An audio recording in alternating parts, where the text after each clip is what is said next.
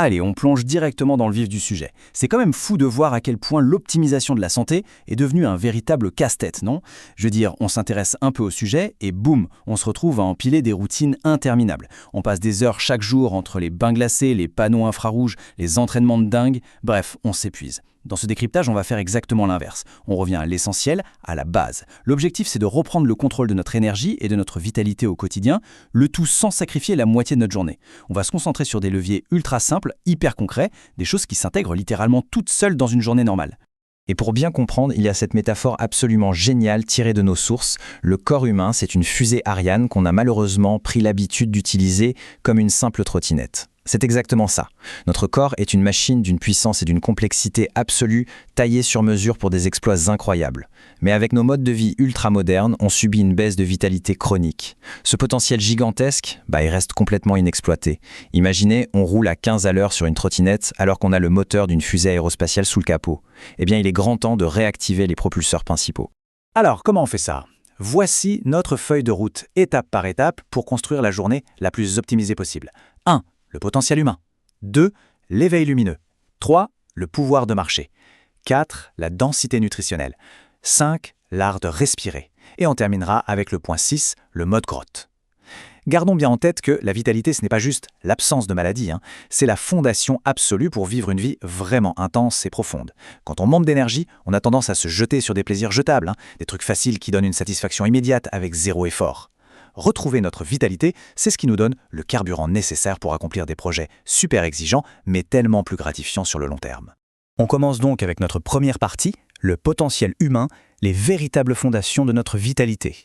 Ce qui nous amène tout de suite à notre deuxième point, l'éveil lumineux, c'est-à-dire l'importance cruciale de la lumière du matin. Alors, il faut savoir que le chef d'orchestre de toute cette grande symphonie chimique qui se joue dans notre corps, il est caché là, dans notre cerveau. On l'appelle le noyau suprachiasmatique.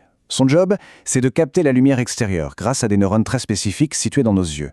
C'est comme ça qu'il devine l'heure qu'il est et qu'il ajuste l'énergie de notre corps. Et c'est là que ça devient fascinant, cette toute première action du matin va littéralement dicter notre fin de journée. Prendre la lumière du jour dans les yeux le matin, ce n'est pas juste un truc sympa pour se réveiller et bousser, non. C'est un véritable chronomètre biologique. À la seconde même où la lumière touche l'œil, tic-tac, un compte à rebours se déclenche. 14 à 16 heures plus tard, ce signal initial va garantir la libération de mélatonine. Et cette fameuse mélatonine, elle est absolument indispensable pour s'endormir, oui, mais surtout pour rester dans un sommeil vraiment profond et réparateur. Concrètement, comment on met ça en place ? Attention, on oublie tout de suite l'idée d'allumer sa petite lampe de chevet. Ça ne marche pas. Il faut vraiment aller dehors. Les lumières à l'intérieur, elles sont juste beaucoup trop faibles. Et si vous vous dites « je vais regarder par la fenêtre », eh bien non, une simple vitre divise l'intensité lumineuse par 50. Donc, la règle d'or est simple. On sort, idéalement dans les 2 heures qui suivent le réveil, et surtout, on enlève ses lunettes de soleil. Pas besoin d'y passer la matinée, 2 minutes suffisent s'il y a un grand soleil, et on vise plutôt 10 minutes si le ciel est nuageux. C'est vraiment le signal de départ, l'étincelle indispensable pour lancer la machine. Passons à notre troisième partie, le pouvoir de marcher.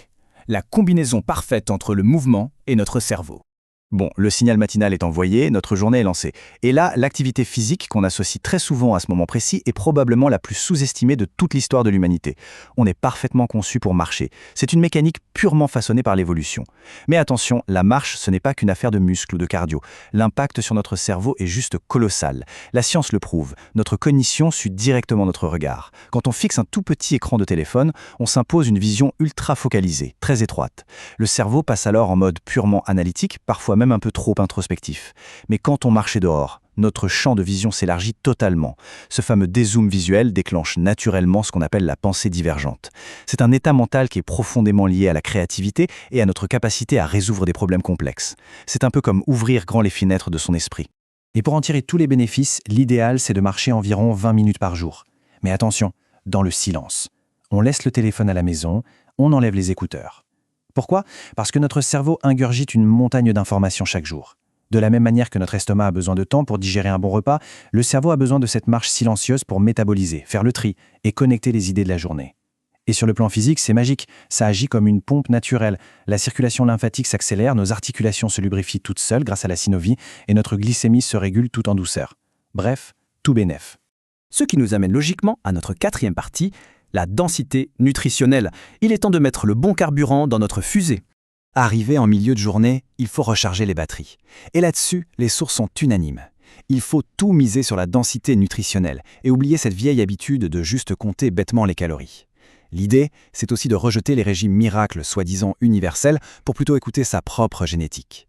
Mais pourquoi se focaliser sur les nutriments plutôt que sur l'énergie pure? C'est là que ça devient passionnant. Les vitamines, les minéraux, les acides aminés, ce ne sont pas juste des mots compliqués pour faire joli. Ce sont littéralement les briques Lego de notre corps. C'est exactement avec ces petites briques que l'organisme va fabriquer la sérotonine pour nous garder de bonne humeur ou construire un système immunitaire en béton armé. S'il manque ces briques, que fait le corps? Il panique un peu. Il fait des compromis, il va sacrifier notre vitalité à long terme juste pour assurer notre survie immédiate. Et ça, c'est exactement ce qu'on veut éviter. Du coup, pour faire le plein de ces briques, on retrouve souvent les mêmes aliments champions. Les produits animaux de très haute qualité, on parle ici de viande, d'abats. Oui, les abats, ce sont de véritables bombes nutritionnelles, mais aussi les petits poissons gras, les œufs de pâturage ou encore les fromages au lait cru. Le point clé ici, c'est de bien faire la différence entre l'énergie pure, comme un gros plat de pâtes bien dense, et les véritables matières premières qui sont indispensables pour réparer et construire nos cellules. Et de l'autre côté de l'assiette, on a tout le monde végétal. Avec un chiffre en tête qui donne le vertige, 50. Oui, selon certaines approches, le but ultime serait de consommer jusqu'à 50 espèces végétales différentes par an. Ça paraît énorme, non? Mais pourquoi une telle diversité? Tout simplement parce que chaque plante, chaque légume est le plat préféré d'une famille bien spécifique de bactéries dans notre intestin, notre microbiote. En variant autant, on s'assure d'avoir une flore intestinale ultra riche et super résistante. On avance dans la journée, 5e partie, l'art de respirer ou comment exploiter intelligemment nos temps morts. Plus la journée avance, plus le stress a tendance à grimper en flèche. Bon, l'idée de s'isoler dans une pièce pour faire de la respiration pendant 3 quarts d'heure, on est d'accord, c'est vite ennuyeux et on n'a pas le temps. La vraie ruse, c'est de ne jamais y consacrer de temps dédié. On va plutôt associer la respiration à tous ces petits temps morts inévitables de la journée. Et c'est fondamental d'en parler car les données révèlent un chiffre assez choquant. 92% de la population aurait une respiration dysfonctionnelle. Vous imaginez?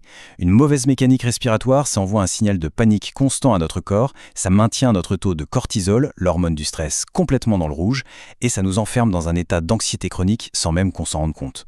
Heureusement, la solution se trouve juste ici. Prenons la douche le matin. On est immobile, l'eau coule. C'est l'instant parfait pour caser un cycle de respiration type Wim Hof. 30 respirations profondes, suivies d'une apnée. Hop, c'est fait. Ensuite, dans la voiture, coincé dans les bouchons, c'est le moment de la fameuse respiration carrée pour calmer immédiatement le système nerveux. On inspire sur 4 secondes, on bloque 4 secondes, on expire sur 4 secondes, on bloque à nouveau. Et le soir, posé devant un film, on passe en cohérence cardiaque. De simples cycles fluides. 5 secondes j'inspire, 5 secondes j'expire. Ça permet d'effacer tout le stress accumulé dans la journée, littéralement sans y penser et sans aucun effort de concentration. On arrive à la fin de notre journée, 6e et dernière partie, le fameux mode grotte, la clé absolue de la récupération nocturne. La nuit tombe. L'objectif ici, c'est de se créer un environnement de sommeil tellement parfait que absolument rien ne viendra saboter nos phases de sommeil profond. Et le cahier des charges de cette grotte est précis.